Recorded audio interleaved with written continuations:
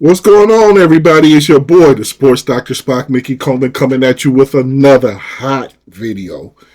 Well, it's just after the All-Star break now. Congratulations to the young All-Stars for winning the All-Star game. Congratulations to Dame winning the three-point contest. Congratulations to my man from the Miami Heat for winning the dunk contest. I'm sorry I forget get your name right now. Good Lord.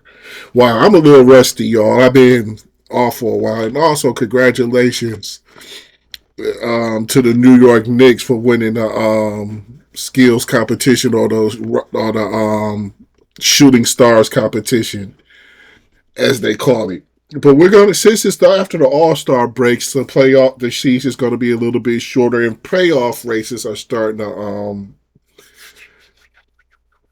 and seedings are starting to happen now. And also, what happens a lot during this time of year are load management.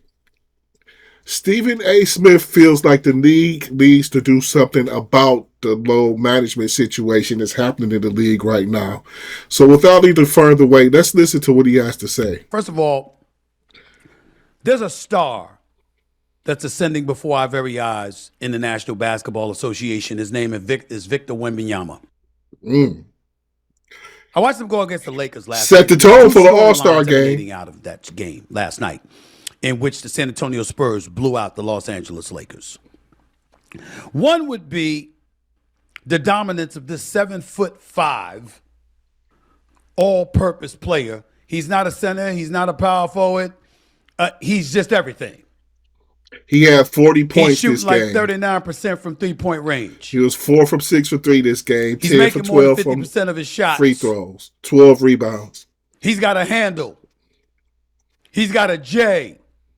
A pull-up J, a set shot, a mid-range game, a three-point game. And obviously at 7'5", barely having to jump to dunk, he can do that too. He's averaging 24 and 11 with nearly 3 blocks per game. And he absolutely positively destroyed the Los Angeles Lakers last night at the Crypto.com Arena in Southern California, downtown LA. You know, when you look at him and the San Antonio Spurs, is it time to start asking ourselves, are the Spurs good enough to represent the West in the NBA Finals? Are they good enough? Is it time to start making plans for the Riverwalk? Because when I look at Victor Wembanyama and the San Antonio Spurs, I'm seeing a team that is going up against the reigning defending NBA champion Oklahoma City Thunder. You played them about 5 times. You beat them 4, and you blew them out at least twice. They match up very well because they have length, too, with the Oklahoma City Thunder, who has the best player in the league, in my opinion, is Shai Gilgeous-Alexander. But Wemby, he creates a lot of problems with that length, the rebounding. He can put the ball on the floor. It's nothing you can really do with this dude out on the court. Wait till he gets just a little bit stronger. He's going to be probably the most dominant big man ever. That's the potential this dude has. I see no fear from the San Antonio Spurs. And I see somewhat of an inability for the Oklahoma City Thunder to figure them out. And I keep hearkening back to Jalen Williams being asked a question weeks ago as to why the San Antonio Spurs were giving the Oklahoma City Thunder so much trouble. And Jalen Williams just sat up there calmly and looked at everybody and said, they've got this guy there that's about 7'5". Just to remind you, ladies and gentlemen, we're seeing guys in the NBA 6'7", 6'8", that look like mini-me standing next to him. They're looking up. You ever see tourists when they show up to cities like New York? And they look at the tall buildings and they're looking way up in the sky. That's how you find yourself looking at Victor Wembanyama. I remember when I had to interview him. That's funny because right now I'm in Chicago, Illinois. And I'm looking at It used to be called the Sears Tower. I forget what it's called now, and I'm looking up at it like. And I've been to New York also, and I'm looking at it like, damn. And this isn't the first time I've seen this building because I've been to Chicago a few times. One of my favorite American cities, one of the best downtowns in the country, Chicago, Illinois. But I'm looking at it like, damn. He said Stephen A. is saying people is looking at Wembley like that. View him the night he was drafted, number 1 overall by the San Antonio Spurs. I was interviewing him at the NBA draft. ESPN had asked me to look up to him. To this day, affectionately, because no harm, no foul, to this day, it's the most embarrassing interview I've ever done. Because I literally came damn near up to his waistline. A little bit above his waistline. I mean, I was looking up. I had to stretch to get the microphone up to his face. The brother is 14 inches taller than me. Mm. That is a foot and 2 inches taller. There's somebody that's 6'3". That's who he is. Think KD, 7 feet, 7'6" wingspan with a handle and a J. And now think Wembanyama doing pretty much the same damn thing, and he's 5 inches taller. Whose wingspan is probably about 3 or 4 inches wider. This is some unprecedented stuff. And the reason why you have to marvel at him and give him credit where credit is due is because it's not just that he's tall. Yao Ming was 7'6". Sean Bradley was 7'6". We've seen tall dudes in the NBA before. We just didn't see them with these kind of skills. Until Wembanyama has come along.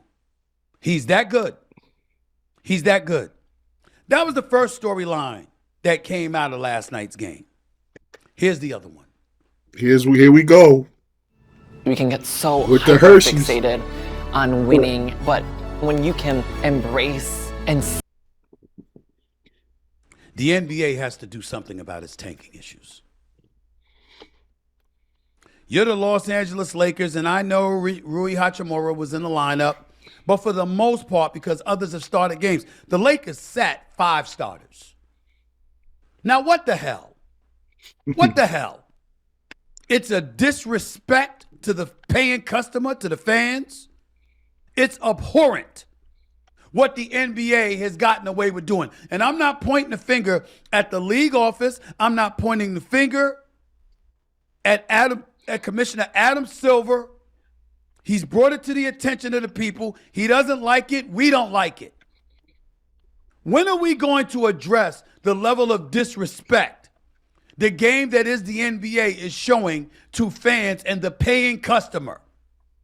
I have no problem with guys getting rest. I have no problem with guys sitting out games from time to time. But all of y'all at the same time,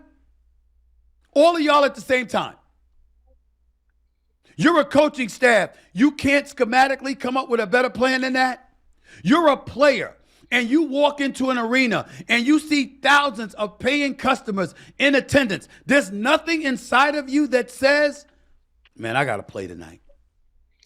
Yeah, especially when a certain team comes into your town and you want to see LeBron and you pay all this money because, when the Lakers come to town, even though they're terrible, it's a little bit more expensive because you get to see Bron, you get to see Luka, you might get to see Bronny and the rest of the Lakers cast. And then you go there and they sitting out Bronny, Austin Reeves, Luka Doncic. Nobody's fucking playing. You get to watch Rui Hachimura with all the money you spent. It's bad for the fans as well. It's kind of ridiculous to sit out 5 starters. Why are you sitting out 5 starters? Do you have any inkling to compete at all? Does taking really help that bad? I seen one year, all the years my Pistons been bad, I think they only tanked once. And they ended up getting the 7th pick, and the guy ain't even in the league no more. The 2 guys that were picked after him because that year we had three first round picks are in the league, right? Still in the league right now, and they're flourishing. They're playing very well. One don't even play for the Pistons no more, and the other one right now is serving out a suspension because him and Miles Bridges decided to scrap in the middle of the floor. But I actually never really believed in tanking. That's just me because I'm a fan that likes you to compete hard every night with your best players. But no. Because in my years, watching and admiring the NBA before actually covering it, that's what I saw players do.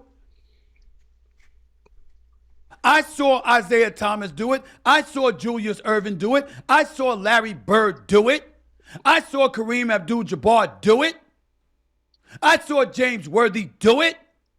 I saw Patrick Ewing do it. Mm-hmm. Play every game they could. Time and time and time again, Isaiah Thomas, Karl Malone, John Stockton. Karl Malone played 81 games in the season at age 39. As my man Doggy pointed out on First Take this morning. I got to get my researcher to look up. I want these stars who've played 82 games. Michael Jordan played all 82 games 8-9 times in his career. 8-9 times I'm talking about 8-9 seasons. We're looking at guys that don't do that for one. We're looking at healthy scratches. Oh, this guy needs rest. He was a little bit tired. Did you say that to the customer when you took their money? That's what I'm this talking is some about. Straight BS. And I'm gonna take it to a place that's uncomfortable for other people to take it to, but damn it, they ain't me. I don't give a damn. I'm gonna tell you why this is problematic. You see, you doing it after you got your money. Because with the collective bargaining agreement and 50% of basketball-related income, 100% being split 50-50, with 9-figure salaries being doled out, with the modern-day athlete being paid generational money. No, we don't have to harken back to the days when George Mikan and Lou Alcindor and Wilt Chamberlain were playing. Kawhi. We understand the NBA today is not what it was back then. Nobody's trying to be archaic here. But from the 90s to the 2000s and beyond, there's a boatload of money that cats have been paid. And you see, at least back in the day, cats were off due to injury. You're watching guys that are taking days off. I need rest. I know the type of job I got. Not coming to work because I'm tired just isn't acceptable. I can't tell my boss that. I'm tired. I can't come in. The type of job most of you have, you can't just tell your boss, oh, I'm tired. I can't come in. Or I need to sit at home today because I need rest. For most jobs, it's very unacceptable. And most of our jobs, we don't make nowhere near what these dudes make. There's not a player in the G League that make the type of money I make. Oh, they all make way more. So, so that's why as a fan, it's hard to hear that somebody you paid to come see that night is off for rest restrictions or whatever. We live in the world of anti-aging. We see saunas, red light saunas. We see cold plunges. You understand that can contribute to cutting down inflammation and activate that brown fat in your body and contribute to recovery issues. Yep, you have all that. and you still resting every week. What do you guys think about this? Stephen A feels like something needs to be done by the league. Alan Silver's already said he don't like it. As a fan, I'm not really comfortable with it. What do you guys think about the leagues taking and resting players on teams that are fighting for draft position?